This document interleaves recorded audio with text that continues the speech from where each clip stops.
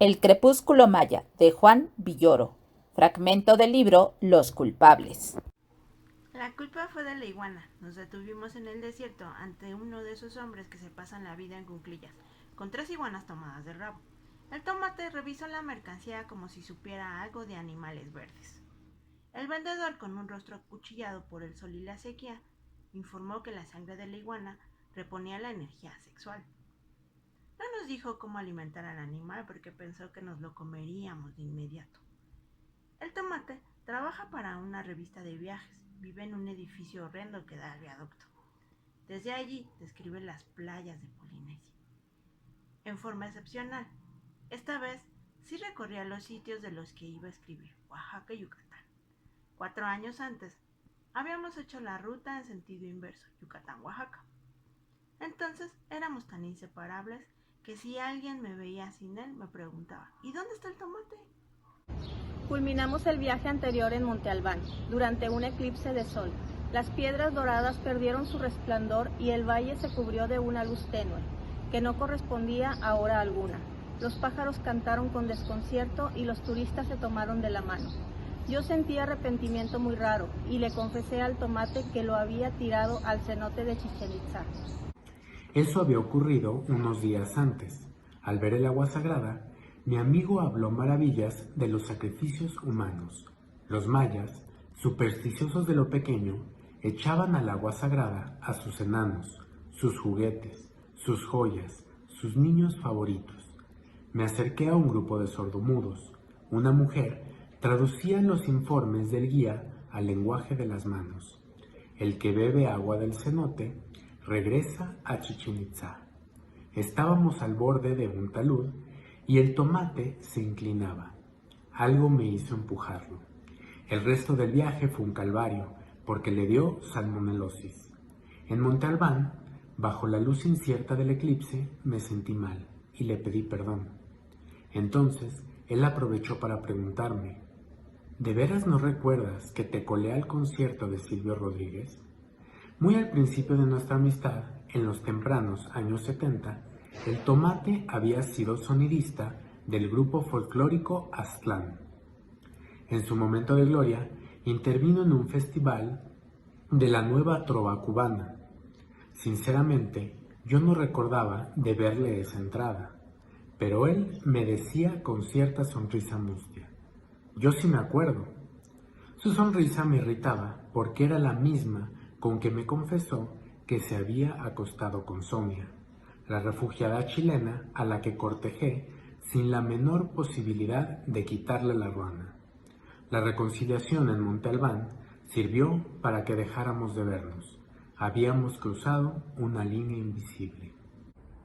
Durante 2 años apenas nos frecuentamos. Ni siquiera le hablé cuando encontré el LP del grupo Aztlán que me prestó hace 30 años. De vez en cuando, en la peluquería o el consultorio del dentista, encontraba un ejemplar de la revista donde él escribía de las islas que jamás conocería. El tomate reanudó el trato cuando gané los Juegos Florales de Texcoco, con un poema que me parecía prerrafaelita, muy influido por Dante Gabriel Rossetti. El premio se entregaba en el marco de la Feria del Pulque. Mi amigo habló a las 7 de la mañana el día en que se publicó la noticia. «Quiero cortarle a la epopeya un gajo», exclamó en tono jubiloso. Eso significaba que quería acompañarme a la entrega, quizá en cobro por haberme colado al impreciso concierto de Silvio Rodríguez. No contesté. Lo que dijo a continuación terminó de agraviarme. «López Velarde, ¿no reconociste la cita, poeta?». Le dije que le hablaría para ponernos de acuerdo, pero no lo hice. Lo imaginé en Texcoco, con demasiada precisión. Las canas despuntaban en la parte inferior de su bigote. Bebía un pulque de olor agrio y opinaba que mis poemas eran pésimos. Su llamada más reciente tuvo que ver con el Chevy. Llené un formulario en Superama y gané un coche. Aparecí en el periódico con cara de felicidad primaria, recibiendo unas llaves que parecían maquilladas para la ocasión. El llavero despedía un lujoso destello. El tomate me pidió que lo llevara a Oaxaca y Yucatán. Tenía que hacer un reportaje. Estaba harto de simular la vida en hoteles de 5 estrellas y escribir de guisos que jamás probaba. Quería sumirse en la realidad, como antes, agregó, inventándonos un pasado común de antropólogos o corresponsales de guerra. Luego dijo, Carla vendrá con nosotros. Le pregunté quién era y fue suficientemente misterioso. Aún no me reponía de haber salido en el periódico con las llaves del coche y estaba dispuesto a hacer cosas que me molestaran. Por otra parte, me había ocurrido algo de lo que necesitaba alejarme.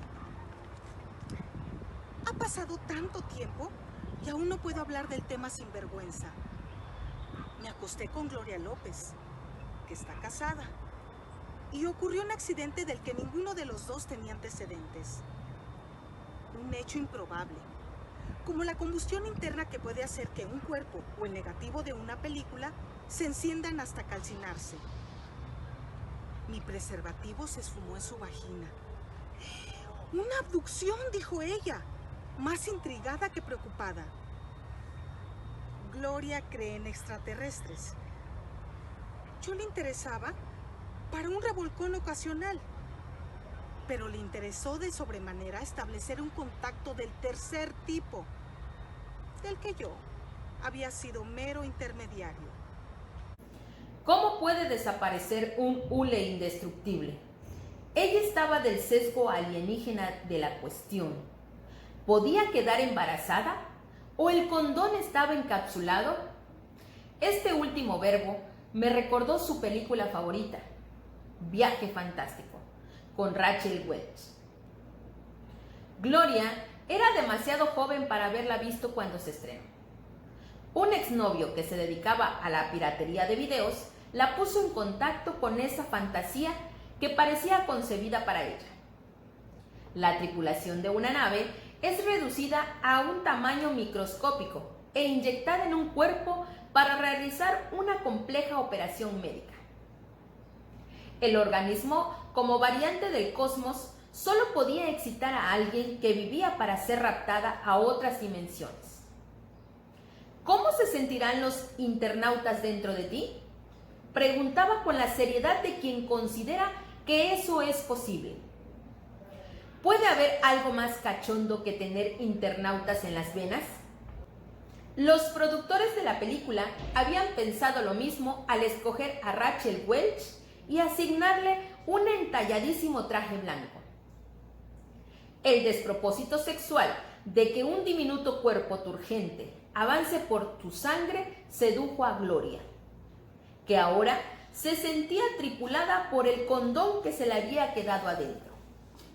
De poco sirvió que yo recordara que la tripulación original abandonaba el cuerpo por un lagrimal, una metáfora de que las aventuras de seducción intravenosa terminan en llanto. A todo esto se agregaba la posibilidad de que el marido de Gloria descubriera ese insólito inquilino, by the way of all flesh. Citar a Samuel Butler no rebaja lo grotesco del tema, lo sé, pero al menos se trata de una lectura a la que nunca llegará el tomate. Aunque nada alivia tanto como saber que a alguien le pasó lo mismo y conoce remedios caseros al respecto, me dio vergüenza hablar del tema. Atravesaba la zozobra de tener que enfrentar un embarazo o a un marido colérico y de que mi cómplice estuviera distraída con magnetismos extraterrestres. Cuando el tomate sugirió que fuéramos de viaje, acepté en el acto. Carla decidió viajar en el asiento trasero porque había leído El sistema de los objetos de Baudrillard y esta parte del coche la hacía sentir deliciosamente dependiente. En todo lo demás era una furia independentista. No aceptaba nuestros horarios ni creía que la autopista tuviera los kilómetros que indicaba el mapa. Por suerte, dormitó buena parte del trayecto. En uno de esos remansos compramos la iguana. Cuando Carla despertó, cerca de Pinotepa Nacional, vio la iguana y perdimos puntos en su valoración. Había hombres, King Kong, obsesionados por las rubias, y hombres Godzilla, obsesionados por los monstruos. El primer complejo era racial, el segundo fálico. Habíamos comprado un dinosaurio a nuestra escala. Durante 100 kilómetros trató de explicarle lo que era auténtico y lo que no. Carla tenía una curiosa forma de rascarse la barriga, muy despacio, como si no adormeciera el vientre, sino su mano. Levantó su camiseta lo suficiente para descubrir un tatuaje como un ombligo superior en forma de yin yang. Ya en Oaxaca, la iguana sacó su lengua, redondeada como un cacahuate. Carla sugirió que le diéramos de comer, y el tomate pudo decir el hermético refrán: ahora vamos a saber de qué lado masca la iguana. Todos habíamos oído antes la frase, sin tratar de entenderla. En una tienda de peces tropicales compramos moscos secos. Dejamos a la iguana en el coche, con una provisión de insectos que se comió o se perdió en el suelo. Hacia las 2 de la tarde, el tomate escogió un restaurante del que había escrito epopeya sin conocerlo. Costó mucho que Carla aceptara una mesa. Todas se oponían a algún designio del Feng Shui. Comimos en el patio, junto a un pozo que nos daba energía. Carla se dedicaba a la decoración mística, así lo acreditaba su tarjeta de visita. De cuando vivía en Cancún, acababa de mudarse al DF y mi amigo le había dado asilo. Era hija de una conocida del tomate que se embarazó a los 16 años. Desde que mi amigo me saludó formando una pistola con el índice y el pulgar, supe que el viaje era un pretexto para ligárselo. La moral del tomate viaja en zigzag. Le parecía un abuso acostarse con su huésped del México, pero no con su invitada a Oaxaca y Yucatán. No quise comer mole amarillo, y el tomate me acusó de odiar lo auténtico. Es posible que odie lo auténtico. En todo caso, odio la comida amarilla. Cuando él fue al baño, Carla me dedicó un interés hiperobjetivo. ¿Cómo estás ahora?, preguntó.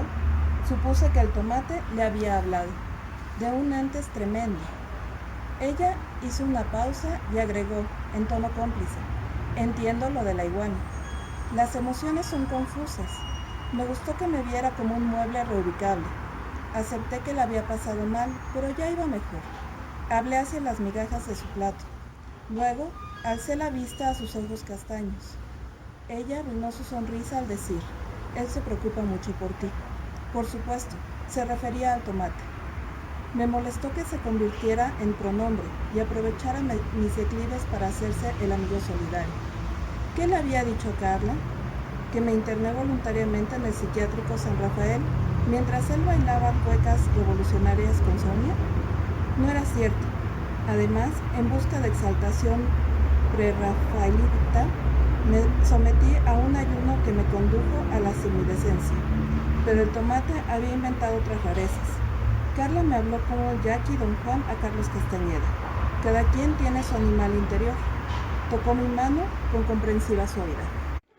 En Oaxaca había un festival de música clásica y solo encontramos un cuarto para los tres en una posada de las afueras, cerca del árbol del tule. Vimos el tronco centenario en cuyos nudos Italo Calvino descubrió un intrincado alfabeto y donde un guía encontraba a otras representaciones. Ahí se ven las pompis de Olga Brinsky. Señaló algo que, en efecto, parecían las exageradas nalgas de una vedette. La iguana pasó por varias etapas en su fase a Oaxaca.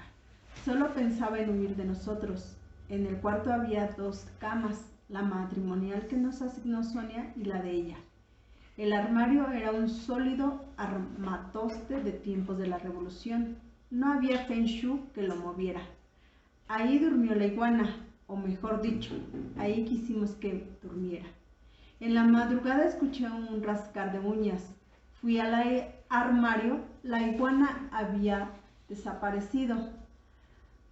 Algo me hizo saber que no estaba en el cuarto. La puerta no cerraba con llave, sino con una soga. Seguramente en el cuarto tenía huecos por todas partes. Sé que no hay lógica en el razonamiento, pero una puerta atada con una soga sugiere muchos defectos. Salí al pasillo que desembocaba en el único baño del hotel. Encontré a la iguana en el excusado. ¿Había ido a beber agua? Según el tomate, las iguanas se hidratan con frutos que no habíamos encontrado, pero existían. La iguana se escurrió entre mis piernas. La perseguí con el impulso que da el insomnio, olvidando que no tenía el menor interés en capturarla. La encontré en el vestíbulo, junto a una reproducción de una escultura de Mitla. Un anciano en posición funeraria, tal vez aquel sacerdote en cuclillas, le recordó a su antiguo propietario. El caso es que se quedó quieta y pude atraparla. Me mordió hasta hacerme sangre. Le apreté el hocico como si exprimiera una toalla. Regresé al cuarto con mi presa. Le había dado una oportunidad al tomate de saltar a la cama de Carla, pero cuando abrí la puerta, todo seguía tan tranquilo y tan poco feng shui como cuando salí. El mordisco apareció en mi mano de modo carismático. Parecía haberlo herido con púas de luz. Carla se asustó de un modo espléndido y me puso pomada del tigre. Esa mañana le hablé a Gloria para ver si había noticias del viajero fantástico. Todavía no, contestó de mala manera. Estaba furiosa por haber perdido su pasaporte. Me culpó de no comprometerme en nada. Gloria no tenía el menor interés de que me comprometiera con ella por el condón perdido en su interior. Quería que me comprometiera a encontrar su pasaporte. El viaje anterior nos habían advertido. Los van a asaltar en el istmo de Tehuantepec. En aquella ocasión viajamos en un camión Flecha Turquesa o Astro de la Mañana. Nos asaltaron a bordo del camión. Un hombre sometió al conductor con un machete, mientras otro nos revisaba los bolsillos. Recuerdo sus ojos inyectados de sangre y su aliento a mezcal cuando dijo: «Es su día de suerte. No más imaginen que se hubieran caído a una barranca». Esta vez nos asaltaron sin que nos diéramos cuenta. Cargamos gasolina en la montaña. Era de noche. Carla y la iguana dormían en la parte trasera del auto. El tomate veía el infinito en el asiento de adelante. El encargado me preguntó si iba a Yucatán y me contó una leyenda. El jaguar tenía el cuerpo moteado por haber mordido el sol. Cuando acabó con la luz de Oaxaca, se fue a Yucatán, pero ahí no pudo seguir comiendo lumbre porque un príncipe maya luchó con él y se ahogaron juntos en el cenote sagrado. Sus cuerpos viajaron por los ríos subterráneos que recorren la península hasta salir al mar. Por eso el Caribe tenía esas fosforescencias tan extrañas. Los mexicanos no sabíamos que las fosforescencias eran valiosas, pero de Japón llegaban barcos a robárselas. La historia duró lo suficiente para que sus ayudantes me quitaran los faros traseros. El tomate no notó nada, porque pensaba en el tiempo. Tomamos la carretera que descendía hacia el oriente. De vez en cuando un tele rebasaba, tocando un claxon alarmante.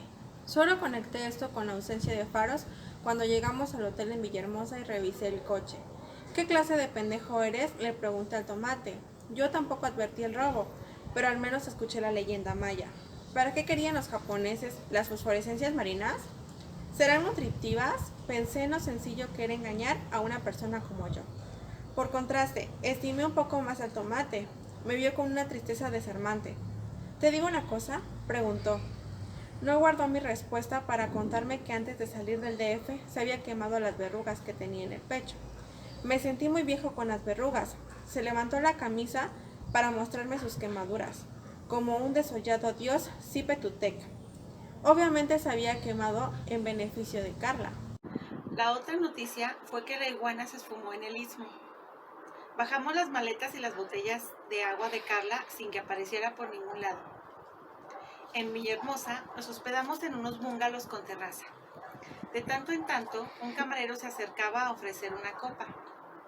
Carla se acostó pronto porque estaba exhausta de dormir en las curvas de la carretera.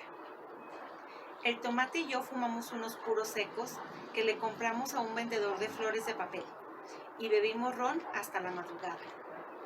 Alcanzamos el letargo amistoso en el que se está bien sin decir nada. Oímos grillos, pájaros nocturnos y muy al fondo el agradable achicharrarse de los insectos en una lámpara electrificada. El tomate estropeó la calma. ¿Por qué no vas por ella? Pensé que hablaba de la iguana, pero sus ojos se dirigían al bungalow de Carla. Se rascó el pecho desnudo. Me concentré en sus manchas rojizas. Me pusieron nitrógeno líquido, explicó, como un mártir futurista. Él se había quemado para acceder a Carla y sus verrugas habían ardido en un rito sacrificial. Pero ahora me pedía que la buscara. Es obvio que le gustas. Hace 2 días que no cambia una silla de lugar. Sus palabras salieron en tono amargo, como una última bocanada de mal tabaco. Siempre me había deprimido imaginar a mi amigo en su departamento junto al tráfico del viaducto, escribiendo sobre iglesias románticas, ruinas sicilianas. Ahora no había nada más triste que verlo en ese viaje dañinamente real. Ya sabemos de qué lado más la iguana, agregó con una sonrisa resignada. Al regresar al cuarto, algo se alteró dentro de mí. La pobreza del escenario, el diminuto jabón Rosa Venus, el oxidado destapador de botellas, el cenicero con el nombre de otro hotel, me hizo saber que también yo le estaba pasando mal. Me molestó que Tomate me incitara a acercarme a Carla. Recordé el tiempo en que llevaba de un lado a otro el equipo del sonido de Aztlán. Aprovechó su acceso privilegiado en esa música de flautas sopladas con una indignación por la miseria por haberse acostado con Sonia. Ahora me ofrecía a otra mujer para compensar esa deslealtad. O tal vez jugaba cartas diferentes, tal vez quería sacarle provecho casi desesperado al viaje, conquistar la posibilidad de quejarse de mí en el futuro. Si yo me quedaba con Carla, su chantaje posterior podría ser impecable, de una refinada crueldad, como el estado de ánimo de un dios maya. En algo tenía razón. Carla había dejado de mover los muebles, y no solo eso. En cada restaurante tomaba las galletas premium, les untaba mantequilla y me las daba sin preguntarme. Me bañé con el hilo de agua que salía de la regadera. Fue el preludio de una pésima jornada. Visitamos las ruinas de Palenque. El guía quiso que viéramos la efigie de un astronauta en la cámara interior de una pirámide.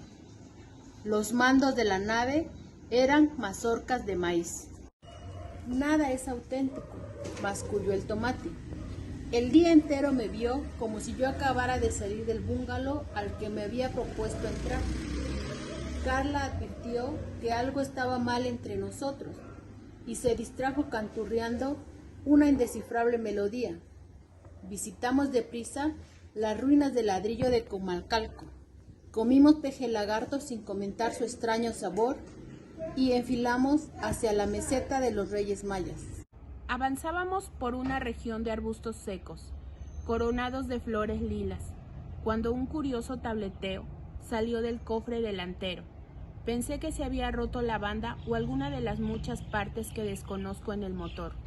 Cuando abrí el cofre, Carla me abrazó y me besó. La iguana nos miraba con paciencia prehistórica. Su cola azotaba las bujías como un metrónomo. El animal estaba caliente, pero la atrapé con las ansias que me atribuía Carla.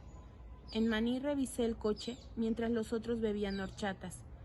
La iguana había hecho un hueco en el respaldo del asiento trasero. Por ahí salió el chasis y entró al motor. El animal representaba mi karma, mi aura o mi ser en sí. También estaba agujereando mi coche. Visitamos el templo de San Miguel de Maní, donde Fray Diego de Landa ordenó que se quemaran los códices mayas. La cosmogonía de un pueblo había desaparecido en llamas ejemplares. Le hablé a Carla de las cosas que se van y de las que se quedan. La iguana pertenecía a ese entorno, como los códices quemados. Tenía que reintegrarme a esa realidad. Yo había dejado de necesitarla. Ella me concedió la mirada súper significativa que amerita a alguien que se hospitalizó por culpa o complicidad de sus animales internos. El Tomate me había convertido ante ella en un caso de estresante zoología fantástica. Vi el cielo de Yucatán, de un azul purísimo. y me sentí capaz de hablar de las pérdidas creativas. Después de quemar los códices, Fray Diego escribió la historia de los mayas. Yo haría una restitución semejante. La liberación de la iguana me permitiría romper mi sequía de escritor. Tenía en mente un ciclo de poemas, un círculo verde, en alusión a la iguana que se muerde la cola y a los mayas que inventaron el cero. Solo que posee lo que se pierde a voluntad, pensé, pero no lo dije, porque era pedante y porque el tomate me vio a la distancia y volvió a formar una pistola con el índice y el pulgar. Esta vez el gesto quería decir que aprobaba mi proximidad con Carla. Así llegamos a la fase Yucatán de la iguana. Si en Oaxaca quería huir, ahí quería estar con nosotros. La liberamos sin éxito frente a la iglesia de los Tres Reyes de Tizimín, entre las piedras pálidas del inmenso atrio de Izamal, bajo los laureles de la Plaza Grande de Mérida. Tampoco se sintió atraída por la verdura que circundaba el cenote de Tzivilchaltún. Volvía a nosotros, domesticada por nuestros sabrosos moscos, por el Chevy y sus huecos posibles. Los animales odian lo auténtico, le dije al tomate. Esa tarde hablé con Gloria. Al fin salió, me dijo, y sentí un alivio cósmico. Pero ella no estaba de buen humor. Ahora quiero saber de dónde me va a salir mi pasaporte. Supe que lo único que me unía a ella eran los problemas que podía causarle. Cuando colgué, vi a Carla a lo lejos, parada en una piedra. Su silueta tenía una extraña inmovilidad. El cuerpo ágil, tenso. No parecía en reposo. Acumulaba energía para dar un salto. Cerca de la zona arqueológica de Chichén Itzá encontramos un hotelito que formaba parte de un rancho de cebúes. Habíamos viajado la tarde entera, con el sol en contra. El tomate tenía una jaqueca monumental. Se fue a dormir temprano y Carla me dijo, se me ocurrió un nombre para la iguana. Le puse el índice en los labios para que no dijera Odisea, Xochitl o Tao. Ella me besó con suavidad. Esa noche acaricié hasta la madrugada su tatuaje del yin yang. Fui a mi cuarto cuando rayaba el alba. Vi árboles frágiles de intrancadas frondas. Un pájaro azul cantaba entre sus ramas. Los cebúes blancos pastaban en la tierra llana. Me sentí feliz y culpable. Al entrar en mi habitación ya solo me sentía culpable. Había arrojado al tomate al agua porque nunca soporté que Sonia lo prefiriera. Él tuvo la decencia de perdonarme y yo le pagaba con monedas falsas. Para colmo, recordó que sí fue él quien me colocó a aquel concierto de Silvio Rodríguez. El tomate se sentía viejo, llevaba años sin una relación estable. Escribió en un departamento ruidoso sobre hoteles de un lujo imposible y viajes que no hacía. Se había quemado las verrugas como un azteca punitivo. Pensé en diversas maneras de acercarme a él. Todas fueran innecesarias. Había deslizado una nota bajo la puerta. Te entiendo, yo hubiera hecho lo mismo. Nos vimos en el DF. Esa nota lo incluía misteriosamente entre nosotros, como si nos hubiera espiado la noche entera. Visité Chichén Itzá en calidad de zombie. Carla me dijo que supo que yo la amaba desde que la miré tan raro cuando comimos buñuelos frente al convento de Santo Domingo, en Oaxaca.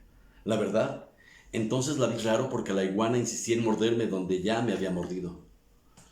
Subimos los 91 escalones de la pirámide de Kukulcán, sin que el calor y el ejercicio le impidieran hablar. Contó que había salido de Cancún hostigada por sus pretendientes. Luego, señaló a un gringo de camisa hawaiana que no había dejado de fotografiarla. Se sentía acosada por incumplidos deseos ajenos. Solo el tomate, que estaba viejo y era todo un caballero, la trataba con amistad igualitaria. Cuando nos acercamos al cenote me sentía aún peor. El tomate había bebido esa agua, pero la profecía de regresar se cumpliría en mi persona. ¿Acaso la inmersión indebida traía esas consecuencias? Para ese momento yo odiaba los guías arqueológicos. Eran como peces de las profundidades. Tenían párpados hinchados y hablaban de lo que ignoraban.